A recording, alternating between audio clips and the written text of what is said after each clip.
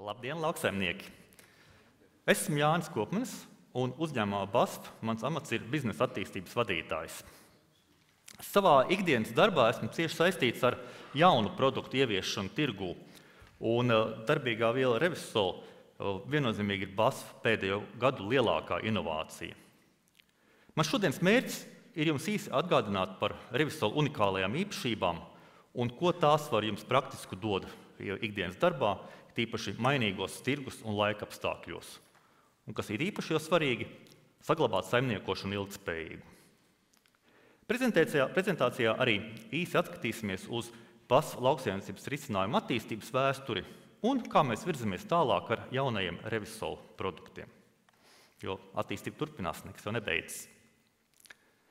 Bet, ja mēs dodamies nedaudz atpakaļ laikā, kā tādu nozīmīgu atskaites punktu gribētu minēt 1914. gadu, kad Karl Bošs nodibināja BASF lauksaimniecības centru. Sākotnēji šajā lauksaimniecības centrā galvenais uzdevums bija veikt izpēti saistītu ar kultūra augu mēslošanas jautājumiem, un BASF arī ražoja mēslošanas līdzekļus kā amonija nitrātu un nitrofoska, redziet, uzrakstu lejā. Tādu taču jūs arī pazīstat nosaukumu. 1946. gadā BASF ienāk augu aizsardzības līdzekļu radīšanas un ražošanas pasaulē. Pirmais produkts – herbicīds U46. Tālāk jau 50. gadu beigās tiek radīta pirmā fungicīdu darbīgā viela, un tieši šajā fungicīdu jomā BASF ir radījis vairākus revolucionārus atklājumus.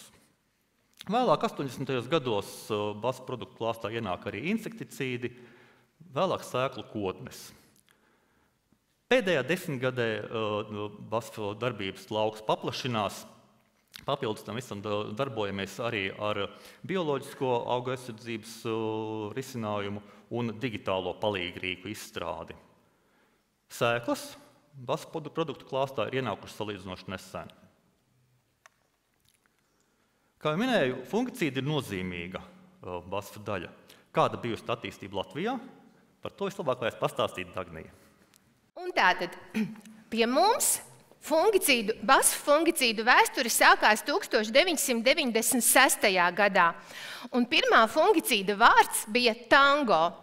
Tas aizsāka veselu epoksikonazola fungicīdu ēru. Un produkts ar nosaukumu Tango Super droši vien daudziem no jums vēl ir palicis atmiņā. Un tam sekoja virkne ar skanīgiem un muzikāliem fungicīdu nosaukumiem. No darbīgajām vielām 1999. gadā tika reģistrēts pirmais strobilurīnu grupas fungicīds, jeb darbīgā viela, krezoksimmetils. Un pirmais produkts, kurā bija šis štrops, bija mentors. Taču mentora dzīve bija pārāk īsa, un to nomainīja pirmais produkts ar 3 darbīgajām vielām, tajā skaitā epoksikonazols, tajā skaitā šis štrops krezoksimmetils, un tas bija dižpārdeklis Allegro Plus un Allegro Super. Tālāk, 2000. gadā pie horizonta parādījās darbīgā viela metkonazols, un produkts ar nosaukumu Juventus ir pieejams tirgū vēl arvien. 2002. gadā dzima īsta zvaigzne, fungicīds Opera, un darbīgā viela piroklostrobīns, jeb F500.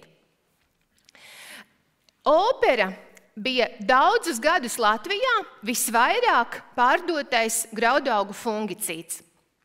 Turpinājumā 2007. gadā tika reģistrēta pirmā darbīgā viela no grupas karboksamīdi un darbīgā viela boskalīts, ko jūs atceraties ar produktu nosaukumu Bel vai Bel Super.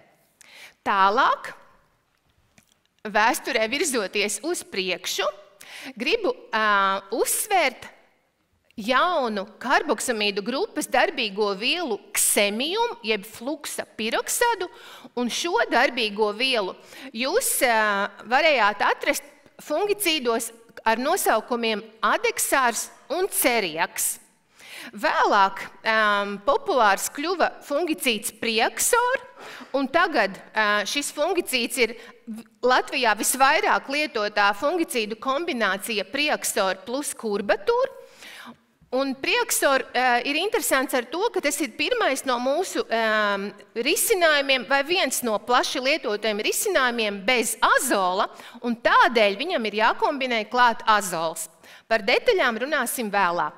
Taču pēc tam mēs nonākam pie pašas jaunākās un būtiskākās inovācijas, kas vispār ir augu aizsardzības industrijā pēdējo 30 gadu laikā bijusi, un tas ir jauns azols ar nosaukumu revisols. Un par to turpinās Jānis. Jā, varētu teikt, ka no 2020. gada Latvijā sākas revisola ēra. Pirmais reģistrētais fungicīds Revitreks, kur sastāvā ir tātad šī jaunā azola grupas darbīgā viela revisola un ksemium. Tālāk nāk balāja, kur revisola apvienojumā ar piraklostrobīnu, un pēc tam jau nāk paši jaunākie risinājumi. Un, protams, kā jau minēju, nekas jau nebeidzas, tuvākajos gados mēs gaidām vēl.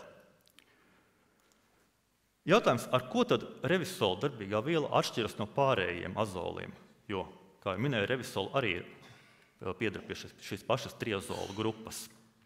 Kā jau visiem azoliem, ir azola gredzens. Tas šī te zilā daļa. Citiem azoliem ir tieši tādas pašas, tāda paša azola gredzena. Būtiska atšķirība ir šī izopropanol saite, kas revisola molekulai ļauj ieņemt dažādas formas. Tā ir kustīga. Kā rezultātā revisola molekula ir spējīga efektīvāk, labāk saistīties ar patogēnu, nonākt tur, kur tai jānonāk. Un rezultātā arī efektivitāte ir augstāka. Nākošajā video ir parādīts dažas darbīgās vielas revisola unikālās īpašības. Skatāmies video. Pēc revisola izsmidzināšanas tas ātri iesūcas lapās. Ar to izskaidrojama revisola izcilā lietus noturība un tā spēcīgā un tūlītējā ārstējošā iedarbība pret vairākām ekonomiski nozīmīgām sēnīšu slimībām. Vēl kāda unikāla revisola īpašība, ka tas lapas iekšienē veido rezervuārus. No šiem rezervuāriem pakāpeniski tiek izvadīts neliels daudzums aktīvo revisola molekulu, kas iekļūst auga ūdens vadaudu sistēmā.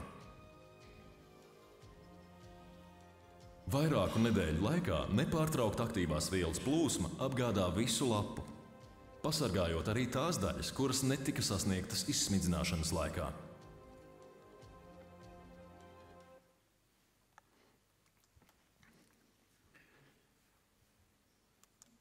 Bet kāds gan no tā praktisks labums ir jums?